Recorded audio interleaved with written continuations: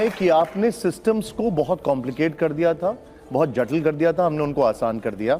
सुधांशु जी का यह कहना है कि हमने कई जगह टेररिज्म रोका, हमने पाकिस्तान को उसकी भाषा में जवाब दिया। उनका यह भी कहना है कि इकोनॉमिक ग्रोथ आज की तारीख में भारत की सबसे अच्छी है विज़ावी बाकी कंट्रीज। आपका इस पे टेक क्या है? अधकचरा ज्ञान जो होता है ना, वो बड़ा खतरनाक होता है।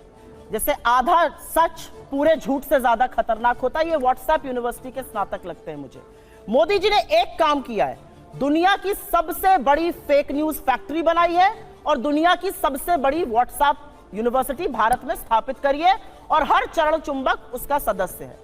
आपको मैं बताती हूं, उन्होंने आतंकवाद पर बात बोली। निकालिए अपने अपने फोन अभी। पिछले 2 हफ्तों में राजौरी में और पुंछ में आतंकवादी हमले में हमारे 5 जवान राजौरी में और 5 पुंछ में शहीद हुए। इस देश के प्रधानमंत्री के पास एक क्रिकेटर की उंगली टूट जाने पर ट्वीट करने का वक्त है, लेकिन एक वक्तव्य इस देश के गृह मंत्री का, इस देश के प्रधानमंत्री का हमारे 10 जाबाजों की शहादत पर नहीं आता। आपको क्या लगता है, आप आतंकवाद को स्वीकारेंगे नहीं, एक्सेप्ट नहीं करेंगे कि हमारे जाबाजों की शहादत हुई है तो वो बंद हो जाएगा? उन परिवारों से पूछिए, क्या उनको सम्मान और श्रद्धांजलि इस देश के प्रधानमंत्री को नहीं देनी चाहिए? आप मौन क्यों हैं? 10 जाबाजों की शहादत हुई है पिछले 2 हफ्तों में। 20 जाबाजों की शहादत हुई चीन में, वहां पे गलबैया कर रहे हैं, झूला झूल रहे हैं चीन के साथ, साबरमती में बैठ के शहनाई सुन रहे हैं। ये बात करेंगे चीन पर? 18 बार प्रधानमंत्री चीन में गए, भगवान जाने क्या चीन से रिश्ता है तो चीन का नाम लेने में कतराते हैं। क्यों डरते हैं हमारे प्रधानमंत्री चीन का नाम लेने में? यह सवाल मैं पूछती हूं, यह सवाल देश पूछता है। 20 जाबाजों की शहादत हुई है। इन्होंने कुछ बातें बोली और उन बातों को बोलने से पहले मैं एक महिला हूं, आधी आबादी की बात कर लेते हैं। यहां से मुश्किल से 10 या 15 किलोमीटर दूर पर इस देश की सबसे डेकोरेटेड, सबसे सम्मानित वो लड़कियां जिन्होंने बड़े बड़ों को पटखनी देके हम सबके सीने गर्व से चौड़े किए हैं, 1 महीने से बैठी हैं और यौन शोषण का आरोप आपके सांसद पर लगा रही हैं। आपके मुंह से एक शब्द नहीं फूटता है, एक शब्द नहीं निकलता है मोदी जी के मुंह से, एक शब्द नहीं निकलता है अमित शाह के मुंह से। क्या ऐसी आपकी फंसी है बृजभूषण शरण सिंह से कि आप नहीं बोलते हैं? ये सवाल मैं एक महिला होने के नाते पूछती हूँ, मैं एक महिला होने के नाते पूछती हूँ। बिल्किस बानो के अपराधियों को किसने रिहा किया? क्योंकि वो मुसलमान थी तो आप बोलेंगे नहीं? अंकिता ठाकुर का जिसने कत्ल किया, जिसने उसको जिस्म फरोशी में ढकेला, वो आपके विधायक का बेटा था। आप क्यों चुप है? आपने वहां पर इमारत ही गिरा दी कि सबूत ही ना मिले? आपका विधायक दोषी पाया गया है हत्या और सामूहिक बलात्कार का, कुलदीप सिंह सेंगर। ये बात करेंगे महिला सुरक्षा पर? ये चूड़ियां भेजते थे प्रधानमंत्री को, आज इनके मुंह से एक शब्द नहीं फूटता। महिलाएं इस देश की पूछ रही हैं और आपको भी पूछना चाहिए, क्यों चुप है मोदी सरकार जब हमारी बेटियां जंतर मंतर पर 1 महीने से बैठी हैं? उन लड़कियों के आंसू देखकर, और आज की खबर फिर से मैं कोट कर रही हूं, एक समर कैंप होता था साक्षी मलिक बनने के लिए, तमाम लड़कियां वहां पर आवेदन देती थी। आज की स्थिति यह है कि बलात्कार और यौन शोषण की खबरों के बाद एक एप्लीकेशन नहीं आई है। ये इस देश की बेटियों के साथ ये कर रहे हैं, ये हमें पाठ पढ़ाएंगे। इन्होंने एक बहुत बड़ी बात बोली और वो बात बोलते बोलते पाकिस्तान पर चले गए। आज तक इस देश का ये न्याय था कि आज तक आईएसआई ने हमारी जमीन पर पैर नहीं रखा था। आईएसआई को पठानकोट बुलाकर आप निरीक्षण कराते हैं, लाहौर आप चले जाते हैं लपके हुए, भगवान जाने सिवई खाने या बिरयानी खाने, और सवाल हमसे आप पूछिएगा। आसिया अंद्राबी आपका चेहरा बनती है श्रीनगर में और सरहद पार जाके आतंकवादी गतिविधियों में शामिल है। आप एक दुर्दांत आतंकवादी को, यूसुफ को वहां पर टिकट देते हैं क्योंकि आपको अपनी सत्ता करनी है। ये कैसे लोग हैं? ये किस तरह के लोग हैं? ये जाबाजों की शहादत पर चुप रहेंगे, मणिपुर जलेगा ये चुप रहेंगे, ये प्रचार करते रहेंगे। इनको ये याद है कि इनको क्या क्या कहा गया। कर्नाटक जाकर क्या कहते थे साहब? मुझे फलाने ने ये कहा। कर्नाटक ने क्या कहा? कर्नाटक की जनता ने कहा मुद्दे है बेरोजगारी, मुद्दे है महंगाई और मुद्दा है भ्रष्टाचार। अगर उस पर बात होगी तो हम बात करेंगे, नहीं तो विपक्ष में बिठाने का आपको काम करेंगे। साहब हिमाचल गए थे, हार गए, कर्नाटक गए, हार गए, और ये विश्वगुरु बने फिरते हैं। इनकी बातें सुन लीजिए तो भारत शायद 1947 में ही आजाद हुआ हो, के बाद अब 2014 में आजाद हो गया हो। मेरा अपना मानना है कि कुछ बातें जब समझ में नहीं आती है उसको नहीं बार बार बोलना चाहिए। मैंने आपको एक बार पहले भी शो पे समझाया है। हम मैन्युफैक्चरिंग कर रहे हैं मोबाइल की, जी नहीं, हम मोबाइल फोन की असेंबली कर रहे हैं।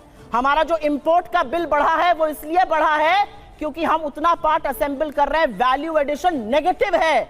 हमारा जो कार का एक्सपोर्ट का मार्केट था वो कम हो गया है, सच को स्वीकारिए साहब, तब आप सच का समाधान कर पाइएगा।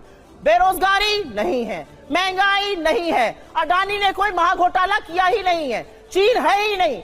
जब आप आंखों पर पट्टी बांधकर शासन चलाइएगा तो देश का वो हाल होगा जो हो रहा है। मैं तो एक महिला होने के नाते एक ही सवाल पूछना चाहती हूं कि हाथरस की गुड़िया को आप 2:30 बजे जलवाएंगे, दोषी रेप में आपके विधायक पाए जाएंगे, आपके सांसद के ऊपर यौन शोषण का आरोप है, आपके विधायक का बेटा एक लड़की के कत्ल का मुलजिम पाया जाता है। आप अब महिलाओं की बात कब करिएगा? बेटी बचाओ बेटी पढ़ाओ का नारा देने वालों से यह सवाल मेरा है कि साक्षी मलिक और विनेश फोगट से आप कब मिलने जाइएगा, उसका जवाब दीजिए। जवाब दे दूं। पहली बात तो व्हाट्सएप यूनिवर्सिटी का कमाल देखिए साहब, असेंबली होती है, वैल्यू एडिशन निगेटिव हो जाता है। अरे भैया ऐसा कहीं होता है? अगर कहीं पर कोई आपको असेंबल करने को देता है तो अपना प्रोडक्ट देते तो आप उस पर सर्विस चार्ज लेकर ही बेचेंगे। $1 बिलियन का हम लोगों ने एप्पल के फोन एक्सपोर्ट किए हैं असेंबल करके ही। 25% आईफोन 14 भारत में बने हैं। इसे कहते हैं व्हाट्सएप यूनिवर्सिटी या राहुल गांधी यूनिवर्सिटी, आप जो भी समझ लीजिए। अब दूसरी बात मैं कहना चाहता हूं, दूसरी, अरे भाई आपने आप लोग हैं भाई। हमने आतंकवाद की इतनी घटनाएं उत्तर से दक्षिण तक बता दी। अब दक्षिण कश्मीर के 4 जिलों में रह गया है, वो दिखाई नहीं पड़ा, उसके लिए इनको आंकड़े चाहिए। पर मैं कह सकता हूं हमारी सरकार के किसी नेता ने आतंकवादियों के लिए आंसू नहीं बहाए। हम ये कह सकते हैं हमारे किसी नेता ने आतंकवादियों के लिए पलक पावड़े नहीं बिछाए। संसद भवन पे हमला हुआ, जिन जाबाजों ने अपनी जान दे दी, उन्होंने, उनके परिवारों ने मेडल लौटा दिए। चूंकि अफजल गुरु को 7 साल तक सर्वोच्च न्यायालय से निर्णय होने के बाद फांसी नहीं दी रही थी, परंतु सोनिया जी की आंख में आंसू नहीं आए, बटाला हाउस के एनकाउंटर के आरोपियों के लिए आंसू आए।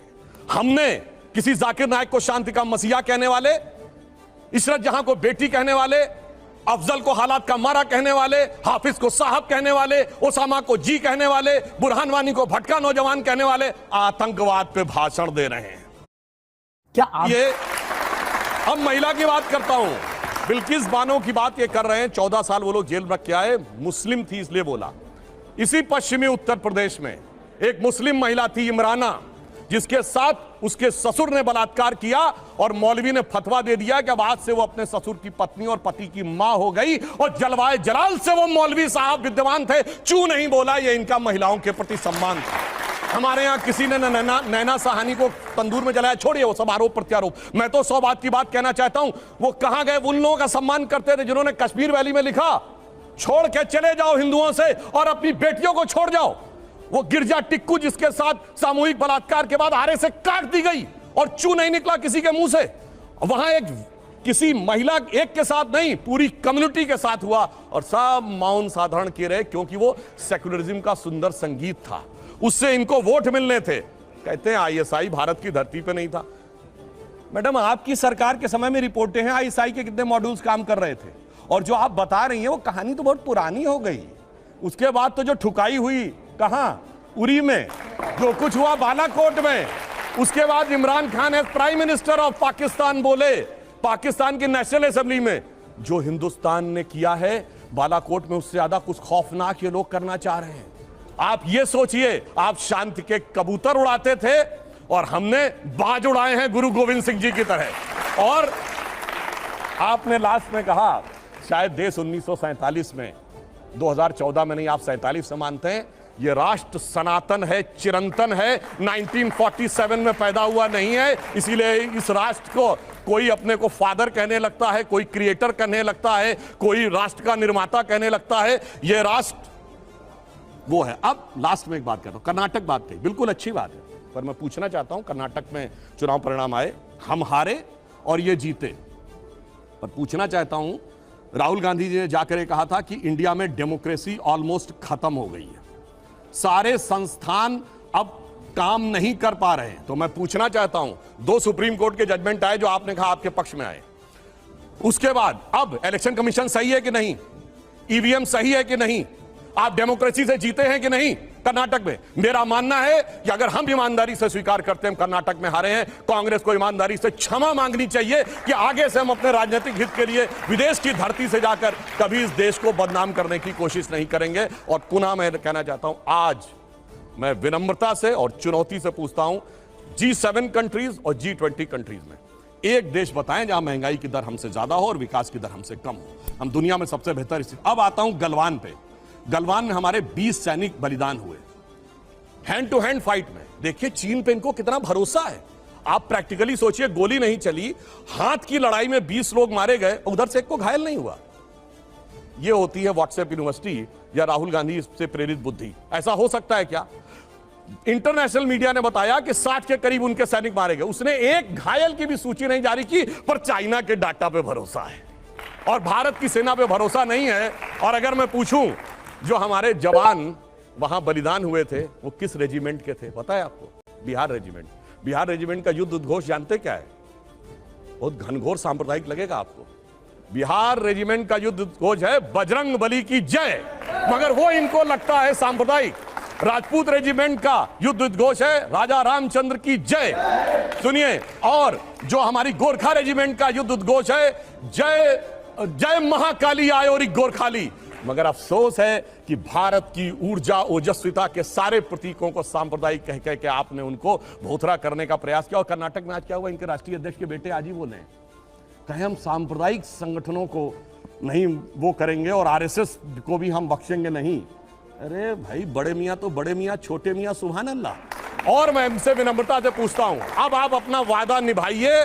आपने कहा था हम 6% मुस्लिमों को आरक्षण देंगे, मुस्लिम आरक्षण देके दिखाइए। सुधांशु जी एक बात दूसरा मैं पूछ रहा हूं, एक सेकंड। प्रतिबंध लगा के दिखाइए। Right to respond. हाँ बिल्कुल आप करिए। मैं एक आप ही के एक सवाल को उन्होंने जवाब नहीं दिया, मैं ले लूं 1 मिनट फिर आपके पास आना हूं। उन्होंने पहलवानों का जिक्र किया और उसको उन्होंने महिलाओं से जोड़ा। बजाओ ताली, पहलवान बैठे 1 महीने से, बजाओ ताली। ये यहाँ देश पर की बेटियां न्याय मांग रही हैं, बजाइए ताली। सुप्रिया जी बजाइए। नहीं, मैं तो जनता से पूछना चाहती हूँ, देश मेरा की सवाल बेटियां ये न्याय है, मांग रही हैं, क्या तो निर्लज्ज ताली बजा रहे हो और बजाओ ताली, क्योंकि उसमें से कोई सवाल ये बेटी और बहन जनता पे निकल काहे हो हो रही सकती भाई? है। अरे बोलना चाहिए, सुधांशु जी, एक उस पर- महिला होकर तो बोलूंगी ना। उसके लिहाज आप तो से कट गए कुछ क्वेश्चन से। आपकी सरकार आपने क्या बताया कर राम रही जी है? जगत बनाई ये नहीं। सरकार के सामने एक चुनौती है। ये एक ऐसा इशू है जो कि बहुत आगे बढ़ रहा है और एक ऐसा इशू है जो कि सेटल डाउन नहीं हो रहा है। हाँ मैं बताता हूं, इसकी तो जांच हो रही है, जांच कोर्ट के भी निर्देश पे हो रही है और इंडियन ओलंपिक एसोसिएशन भी कर रही है, उसका इंतजार नहीं है। मगर ये बताइए, केरल में जो लड़कियां पकड़कर धर्मांतरण करके जिहादी बनाने के लिए ले जाई जा रही हैं, वो तो फेक स्टोरी है। महिला सम्मान सब गायब, वहां पे महिला सम्मान गायब। और यहां जो जांच हो रही है कोर्ट के निर्देश में हो रही है, उसका इंतजार नहीं करना है और ताली बजाना है और वहां कहना। जबकि इनके मुख्यमंत्री ओमन चांडी ने कहा है, कांग्रेस के मुख्यमंत्री ने और कम्युनिस्ट पार्टी के मुख्यमंत्री, वहां महिला नहीं, न कश्मीर में चिंता महिला की, न केरल में चिंता। और जहां पर जांच हो रही है, जांच रिपोर्ट आने का इंतजार नहीं, सारी चिंता वहीं पे दिखाई पड़ती है। इसीलिए कहते हैं अंदर से कुछ और, बाहर से कुछ और नजर आते हैं। बाखुदा, आगे मैं नहीं बोलूंगा, वो गाना आप लोग जाके देख लीजिएगा। सुप्रिया जी